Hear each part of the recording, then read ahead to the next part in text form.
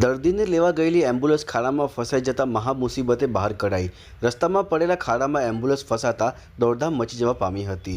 વલસાડના કપરાડાના મનાલા ગામની ઘટના। ખાડામાં એમ્બ્યુલન્સ ફસાતા દર્દીને હોસ્પિટલ ખસેડવામાં પડી હતી મુશ્કેલી।